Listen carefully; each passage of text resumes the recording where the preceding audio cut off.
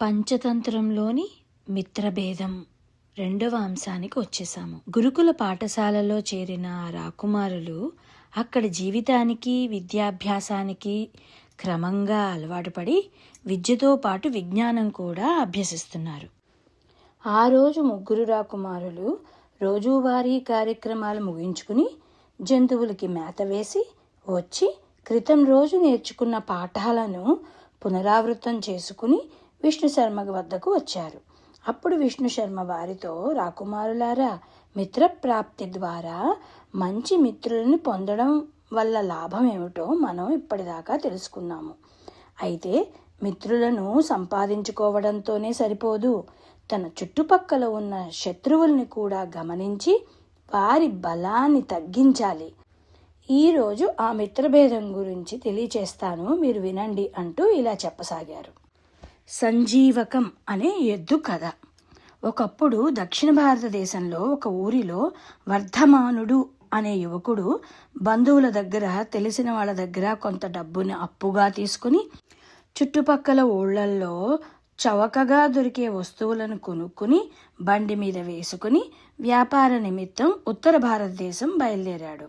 వర్ధమానుడి బండికి కట్టిన 2 ఎద్దుల్లో ఒక దాని పేరు సంజీవకం, రెండవ దాని పేరు నందకం. ఆ 2 చాలా కాలం నుంచి మంచి మిత్రులు. కొద్ది రోజులు ప్రయాణం చాలా సాఫీగానే నడిచింది. ఒక అడవిలోని కొండల మధ్యగా రాళ్ళు రప్పలతో ఉన్న దారిలో నడుస్తుండగా సంజీవకం కాలు రాయి మీద పడి మడత పడిపోయింది. దానితో ఆ ఎద్దు చాలా బాధగా అరుస్తూ కుప్పకూలిపోయింది. వర్ధమానుడు సంజీవకం కాలుని పరీక్షించి, ఇంకా ఈ ఎద్దు నా ప్రయాణానికి పనికిరాదు అనుకుని దానిని అక్కడే వదిలేసి మరొక ఎద్దుని నందకానికి జతగా కట్టి బండి నడిపించుకుంటూ వెళ్ళిపోయాడు. ఒంటరిగా మిగిలిపోయిన సంజీవకం కుంటుకుంటూ అడవిలో దొరికే గడ్డి గాదం మేస్తూ కాలం గడపసాగింది. కొంతకాలానికి సంజీవకం కాలు బాగుపడింది. ఒకనాడు కడుపు నిండా మేత తిని నీళ్లు తాగి భుక్తాయాసంతో కాళ్లను నేలకు తన్నుతూ పెద్దగా పౌరుషంగా రంకెవేసింది ఆ సంజీవకం. ఆ అరుపు దగ్గరలో ఉన్న కొండ గుహలో ప్రతిధ్వనించి భయంకరమైన అడవి జంతువు అరుపులా వినిపించింది. ఆ అడవికి పింగళుడు అను సింహం రాజు. అతని వద్ద దమనకుడు, కరటకుడు అనే గుంటనక్కలు మంత్రులుగా పనిచేస్తూ ఉండేవి. ఇవి తమ యొక్క అధికారాలను దుర్వినియోగం చేస్తూ పింగళకునికి చెడ్డ పేరును తీసుకురాసాగాయి.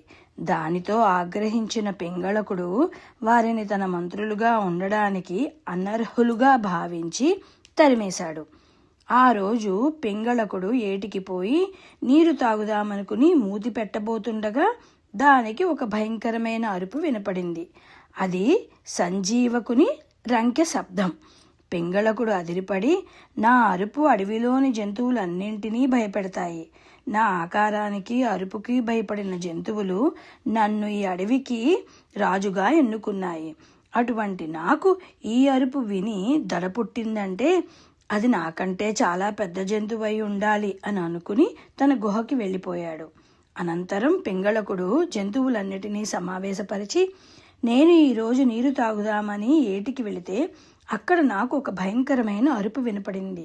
అది ఏమిటో నాకు తెలియచెప్పిన వారికి వారు కోరుకున్న బహుమతిని ఇస్తాను అని చెప్పాడు.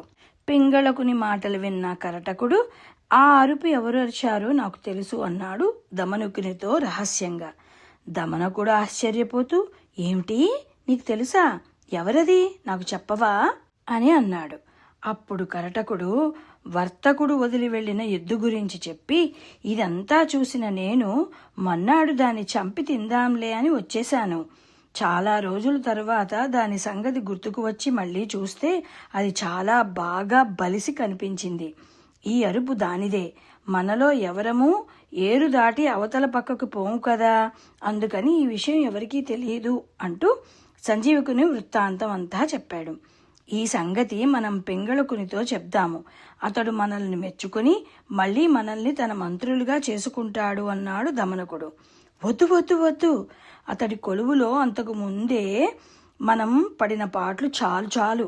నీ తీరు చూస్తుంటే పూర్వం నీలాగే పనికిమాలిన పనిని తలకు చుట్టుకుని మరణించిన కోతి గుర్తుకొస్తోంది అన్నాడు కరటకుడు. ఎవరా కోతి, ఏమా కథ అని అడిగాడు ఆ దమనకుడు. మరి మనం ఆ కోతి కథ ఏమిటో వచ్చే భాగంలో తెలుసుకుందామా?